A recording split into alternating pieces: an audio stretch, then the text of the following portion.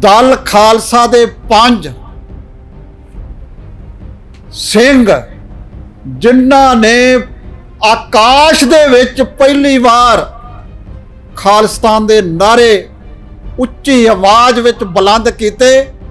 ते उस आकाश दे विचों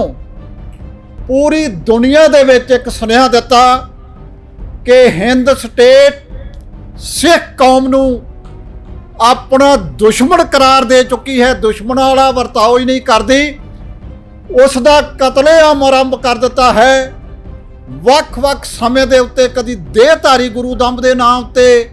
कदी होर तरीके ਦੇ ਨਾਲ लाला जगत नारायण ਦੇ कतल केस ਵਿੱਚ गिरफ्तार करके ਜਦੋਂ ਲੈ गए ਤੇ ਉਸ ਤੋਂ ਬਾਅਦ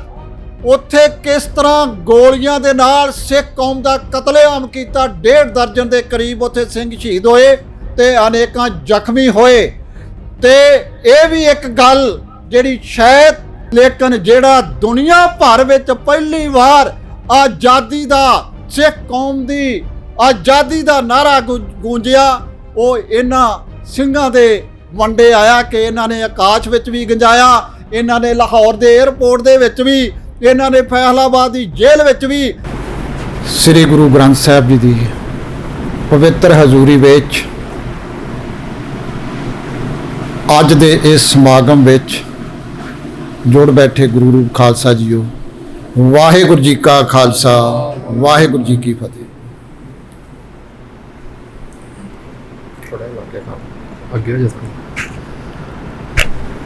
पूर्ण प्रवस्था संपन्न खालसा राज दा संघर्ष बेशक समय समय उत्ते किसी ना किसी रूप विच आवाज़ दे रूप विच दुनिया भर विच अपनी आवाज़ बुलंद करता रहा सी। पर यह पहला मौका सी जदों भाई गुरजिंदर सिंह, भाई सतनाम सिंह पौंटा साहब, भाई जसबीर सिंह, भाई तेजिंदरपाल सिंह अते भाई करण सिंह दल खालसा दे 5 सिंह जिन्हां ने आकाश दे विच पहली बार खालिस्तान दे नारे उच्ची आवाज़ विच बुलंद कीते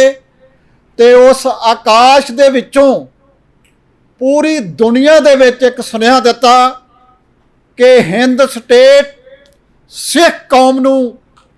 अपना दुश्मन करार दे चुकी है, दुश्मन वाला वरताओ ही नहीं करती, उसका कतलेआम आरंभ कर दिता है। ਵੱਖ-ਵੱਖ समय ਦੇ ਉੱਤੇ कदी देहधारी गुरु दंब ਦੇ नाम ਤੇ कदी होर तरीके ਦੇ ਨਾਲ। पर जदों सिख कौम ਦੇ ਉੱਗੇ आगू दमदमी टकसाल ਦੇ मुखी संत जरनैल सिंह ਨੂੰ एक केस ਦੇ ਵਿੱਚ गिरफ्तार करके लाला जगत नारायण दे कतल केस विच गिरफ्तार करके जदों लै गए ते उस तो बाद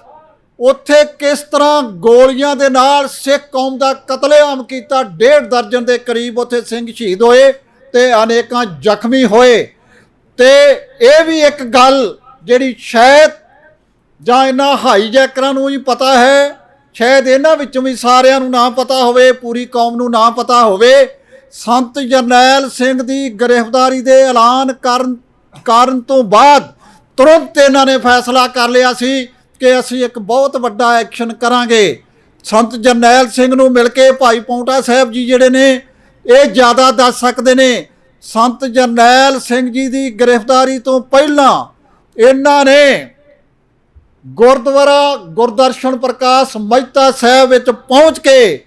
ਉਹਨਾਂ ਦੇ ਨਾਲ ਕੁਝ ਗੱਲਾਂ ਕੀਤੀਆਂ ਤੇ ਉਹਨਾਂ ਨੂੰ ਦੱਸਿਆ ਕਿ ਅਸੀਂ ਕੁਝ ਨਾ ਕੁਝ ਤੁਹਾਡੀ ਰਿਹਾਈ ਵਾਸਤੇ ਜ਼ਰੂਰ ਕਰਾਂਗੇ। ਬੇਸ਼ੱਕ ਇਹ ਨਹੀਂ ਸੀ ਦੱਸਿਆ ਕਿਉਂਕਿ ਇਹ ਭੇਦ ਵਾਲੀ ਗੱਲ ਸੀ ਕਿ ਅਸੀਂ ਹਵਾਈ ਜਹਾਜ਼ ਅਗਵਾ ਕਰਾਂਗੇ। 29 ਸਤੰਬਰ 1981 ਨੂੰ ਇਹਨਾਂ ਸਿੰਘਾਂ ਨੇ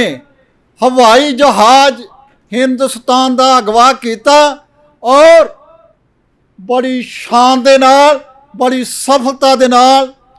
पाकिस्तान दे लाहौर एयरपोर्ट के उत्ते जा उतारिया ते उत्थे कुछ दिन इन्हां दे नाल गलबात भी हुंदी रही। आखिर कामनवैल्थ दे विच जिहड़ा पूरी दुनिया के देशों का एक संमेलन चल रहा सी, हिंदुस्तान की प्राइम मिनिस्टर उत्थे पहुंची सी और उत्थे जदों गल चली कामनवैल्थ का दबाव जदों पिया पाकिस्तान गौरमेंट के उत्ते तां इन्हां पंजां ਸਿੰਘਾਂ ਨੂੰ ਪਹਿਲਾਂ गलबात विच उलझा के वो एक लम्मी चौड़ी गल है किस तरह इन्हां नूं उत्थे बाद विच कमांडो एक्शन करके ते गिरफ्तार कर लिया गया,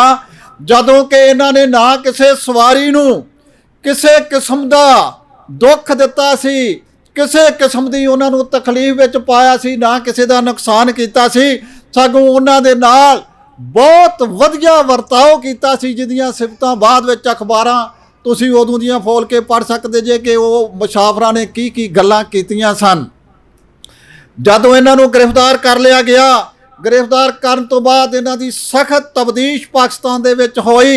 ते इन्हां नूं लम्मा समां वखरियां बंद रखिया गया ते इन्हां विचों ही भाई करण सिंह दी कविता दीयां दो लाइनां सन, सिखां दा दर मेरे महल दा ए जिन्नों ताला लग्या रहिंदा ए। आपस विच भी ये मिल जुल नहीं सी सकदे। आखिर इन्हां नूं पहली बार गुरु नानक पातशाह दे प्रकाश पुरब दे उत्ते कुछ समय लई इकट्ठा होण दिता गया कि तुसीं इत्थे सिर्फ गुरबाणी दा पाठ कर सकदे जे, अरदास कर सकदे जे, लेकिन तुसीं इस इशू दे उत्ते आपस विच कोई गलबात नहीं कर सकदे। एक कुछ चिर उत्थे रहे, 84 दा साका होया, 84 दे साके तो बाद कौम दे विच एक रोह ते एक जज्बा उठिया, कौम दी जवानी मदद लैण दे वास्ते इधर उधर फैल गई, साद पार भी गई ते उत्थे वो 387 ਸਿੰਘਾਂ दे नाल इन्हां हाईजैकरां दा इन्हां सूरबीर योद्धियां दा मेल होया, बड़ी खुशी हुई। ते आ भाई तजिंदरपाल सिंह ने उत्थे जिहड़ी गल कीती, उन्हें आख्या कि बड़े लंबे अरसे बाद 29 सितंबर 1981 तो लैके ये मेरा ख्याल 85 दे विच उत्थे फैसलाबाद जेल दे विच पहुंचे, आंदे अज पहले दिन ਸਿੰਘਾਂ दे दर्शन होए आ, किड्डी खुशी चढ़ी इन्हां नूं। फिर इकट्ठे रहे सरदार गजिंदर सिंह ने, सरदार पौंटा साहब ने एक बहुत वधिया उत्थे अगवाई दित्ती नौजवानां नूं लामबंद करन वास्ते, उन्हां दे विच रोह जोश हलास ते जज्बा भरन वास्ते कि किस तरह अपनी कौम की आज़ादी के वास्ते संघर्ष करना है, किस तरह कुर्बानियां का दौर चलना है, किस तरह जुल्म नाल टक्कर लैनी है, किस तरह हिंदुस्तान के नाल मुकाबला करना है। वो एक इन्हां ने उत्थे लंबा समा उत्थे गुजारिया ते उस तो बाद फिर फैसला होया, इन्हां उत्ते केस चलिया, केस चलण तो बाद इन्हां नूं उम्र कैद की सज़ा हुई पंजां नूं ते 14.5 साल के करीब ये पाकिस्तान की जेल विच कट्टण तो बाद ये मेरा ख्याल है कि 1994 दे विच रिहा होए। उस रिहाई तो बाद फिर भी ये चैन दे नाल नहीं बैठे ते अज भी जो इन्हां ने कौम दे वास्ते कीता, जो कुर्बानी की, जो जज्बा भरिया, वो अज ज्यों दा त्यों कौम दे दिलों दे अंदर, कौम दे हिरदे विच वसिया है। इन्हां ने आकाश विच खालिस्तान दा नारा गुजाया सी, अज पूरे सिख जगत दे विच, पूरी दुनिया दे विच आए दिन वो खालिस्तान जिंदाबाद दे नारे गूंजते हैं, जिहड़े ये कहते हैं कि संघर्ष मट्ठा पै गया, खत्म हो गया, दबाया गया। ये उन्हां लोकां दीयां गल्लां हन जां जिहड़े सिखां दे विच बुज़दल सोच दे मालक हन, जां फिर दुश्मन ताकतां हन, ते जां फिर कुछ वो लोग हन ਜਿਹੜੇ आज़ादी की लहर नूं, आज़ादी लई जूझ रहे ਸਿੰਘਾਂ ਨੂੰ वो फ्रीडम फाइटर आज़ादी घलाटीए मनण की थां उन्हां नूं गुमराह हो के अतवादी, वखवादी अते कतलेआम करन वाले जिहड़े आ वो करार दिंदे हन। ये उन्हां दी सोच है, लेकिन जो सिੱਖੀ जज्बा है ਜਿਹੜਾ ਇਹਨਾਂ ਨੇ ਕੌਮ 'ਚ ਭਰਿਆ, ਇਹ ਪਹਿਲਾ ਐਕਸ਼ਨ ਸੀ। ਬੇਸ਼ੱਕ ਉਸ ਤੋਂ ਪਹਿਲਾਂ ਵੀ ਸਿੱਖ ਕੌਮ ਦੇ ਜੁਝਾਰੂ ਯੋਧਿਆਂ ਨੇ ਦੇਹਧਾਰੀ ਗੁਰੂ ਦੰਬ ਦੇ ਵਿਰੁੱਧ ਲੜਨਾ ਸ਼ੁਰੂ ਕਰ ਦਿੱਤਾ ਸੀ ਔਰ ਵੱਡੇ ਵੱਡੇ ਐਕਸ਼ਨ ਵੀ ਕੀਤੇ ਸੀ। ਲੇਕਿਨ ਜਿਹੜਾ ਦੁਨੀਆ ਭਰ ਵਿੱਚ ਪਹਿਲੀ ਵਾਰ ਆਜ਼ਾਦੀ ਦਾ, ਸਿੱਖ ਕੌਮ ਦੀ ਆਜ਼ਾਦੀ ਦਾ ਨਾਰਾ ਗੂੰਜਿਆ, ਉਹ ਇਹਨਾਂ ਸਿੰਘਾਂ ਦੇ ਵੰਡੇ ਆਇਆ ਕਿ ਇਹਨਾਂ ਨੇ ਆਕਾਸ਼ ਵਿੱਚ ਵੀ ਗੰਜਾਇਆ, ਇਹਨਾਂ ਨੇ ਲਾਹੌਰ ਦੇ 에ਅਰਪੋਰਟ ਦੇ ਵਿੱਚ ਵੀ, ਇਹਨਾਂ ਨੇ ਫੈਸਲਾਬਾਦ ਦੀ ਜੇਲ੍ਹ ਵਿੱਚ ਵੀ, ਇਹਨਾਂ ਨੇ ਅਦਾਲਤ ਵਿੱਚ ਵੀ, ਕੋਟ ਲਖਪਤ ਜਿਹੜੀ ਜੇਲ੍ਹ ਦੇ ਤੋਂ ਬਾਹਰ ਇਹਨਾਂ ਨੂੰ ਲਿਆ ਕੇ ਜਦੋਂ ਲਾਹੌਰ ਦੀ ਅਦਾਲਤ ਵਿੱਚ ਪੇਸ਼ ਕੀਤਾ ਜਾਂਦਾ ਸੀ, ਜਿਹੜੇ ਇਹਨਾਂ ਨੇ ਉੱਥੇ ਆਪਣੀਆਂ ਸਟੇਟਮੈਂਟਾਂ ਰਿਟਨ ਦਿੱਤੀਆਂ, ਉਹ ਇੱਕ ਪੰਥ ਦਾ ਅਹਿਮ ਦਸਤਾਵੇਜ਼ ਹੈ। ਕਿਸੇ ਵੇਲੇ ਉਹ ਕਿਤਾਬਾਂ ਬੇਸ਼ੱਕ ਉਹ ਹਿੰਦੁਸਤਾਨ ਦੀ ਅਦਾਲਤ ਦੀ ਜੱਜਮੈਂਟ ਵਿੱਚ ਵੀ ਇਹਨਾਂ ਦੀਆਂ ਸਟੇਟਮੈਂਟਾਂ ਜਿਹੜੀਆਂ ਉਹ ਆ ਚੁੱਕੀਆਂ ਹਨ, ਕਿਉਂਕਿ ਉੱਧਰ ਵੀ ਕੇਸ ਚੱਲਿਆ, ਇੱਧਰ ਵੀ ਕੇਸ ਚੱਲਿਆ। ਲੇਕਿਨ ਇੱਕ ਪ੍ਰੇਰਨਾ ਸਰੋਤ ਸਨ ਜਿਨ੍ਹਾਂ ਨੇ ਕੌਮ ਨੂੰ ਇੱਕ ਨਵਾਂ ਹਲੂਣਾ ਦਿੱਤਾ, ਕੌਮ ਵਿੱਚ ਜੋਸ਼ ਭਰਿਆ, ਰੋਹ ਭਰਿਆ। ਤੇ ਜਿਹੜਾ ਜੂਨ 84 ਦੇ ਸਾਕੇ ਤੋਂ ਬਾਅਦ ਪੂਰੇ ਸਿੱਖ ਜਗਤ ਦੇ ਵਿੱਚ ਫੈਲ ਗਿਆ। ਤੋ ਇਹਨਾਂ ਸਿੰਘਾਂ ਦੀ ਕੁਰਬਾਨੀ, ਇਹਨਾਂ ਸਿੰਘਾਂ ਦਾ ਜਿਹੜੀ ਸੰਗਤ ਸਾਨੂੰ ਮਿਲੀ, ਉਹਦੇ ਤੋਂ ਬੜੀ ਪ੍ਰੇਰਨਾ ਲਈ। ਇਹ ਸਾਰੇ ਦੇ ਸਾਰੇ ਪੰਜੇ ਦੇ ਪੰਜੇ ਸਿੰਘ ਬਹੁਤ ਵਧੀਆ ਕਵੀ ਸਨ। ਇਹਨਾਂ ਦੀਆਂ ਕਵਿਤਾਵਾਂ ਦੇ ਇੱਕ ਇੱਕ ਸ਼ਬਦ ਦੇ ਵਿੱਚ ਇੱਕ ਅਜਿਹਾ ਜਜ਼ਬਾ ਸੀ ਜਿਹੜਾ ਮੁਰਝਾਏ ਚਿਹਰਿਆਂ ਉੱਤੇ ਨੂਰ ਭਰ ਦਿੰਦਾ ਸੀ, ਕਮਜ਼ੋਰ ਡੋਲਿਆਂ ਦੇ ਵਿੱਚ ਪ੍ਰਕਾਟ ਲਿਆਉਂਦਾ ਸੀ ਔਰ ਫਿੱਕੇ ਪੈ ਚੁੱਕੇ ਚਿਹਰਿਆਂ ਦੇ ਉੱਤੇ ਲਾਲੀ ਲੈ ਆਉਂਦਾ ਸੀ। ਇਹ ਸਾਰੇ ਇਹ ਕਵੀ ਵੀ ਸਨ, ਇਹ ਲਖਾਰੀ ਵੀ ਸਨ, ਇਹ ਕਲਮ ਨਾਲ ਵੀ ਲੜੇ, ਇਹ ਤੇਗ ਨਾਲ ਵੀ ਲੜੇ ਔਰ ਇਹਨਾਂ ਨੇ ਬਹੁਤ ਵੱਡਾ ਐਕਸ਼ਨ ਉਸ ਸਮੇਂ ਦੇ ਵਿੱਚ, ਸ਼ਾਇਦ ਬੇਸ਼ੱਕ ਇੱਕ ਪਹਿਲਾਂ ਵੀ ਹਾਈਜੈਕ ਹਿੰਦੁਸਤਾਨ ਦੇ ਵਿੱਚ ਹੋਇਆ ਸੀ ਇੰਦਰਾ ਗਾਂਧੀ ਦੀ ਗ੍ਰਿਫਤਾਰੀ ਤੋਂ ਬਾਅਦ, ਲੇਕਿਨ ਜਿਹੜਾ ਅੰਤਰਰਾਸ਼ਟਰੀ ਮੰਚ ਦੇ ਉੱਤੇ ਸਿੱਖ ਕੌਮ ਦੀ ਆਜ਼ਾਦੀ ਦਾ ਜਿਹੜਾ ਨਾਰਾ ਬੁਲੰਦ ਕੀਤਾ, ਉਹ ਇਹਨਾਂ ਦੇ ਹਿੱਸੇ ਆਇਆ ਔਰ ਇਹਨਾਂ ਦੀ ਸੰਗਤ ਦੇ ਵਿੱਚੋਂ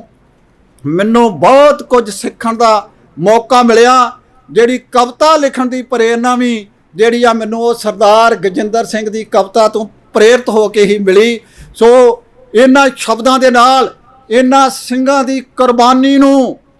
ਇਹਨਾਂ ਸਿੰਘਾਂ ਦੇ ਜਜ਼ਬੇ ਨੂੰ ਪ੍ਰਣਾਮ ਕਰਦਾ ਹੋਇਆ ਖਿਮਾ ਦਾ ਜਾਚਕ ਹਾਂ। ਵਾਹਿਗੁਰੂ ਜੀ ਕਾ ਖਾਲਸਾ, ਵਾਹਿਗੁਰੂ ਜੀ ਕੀ ਫਤਿਹ।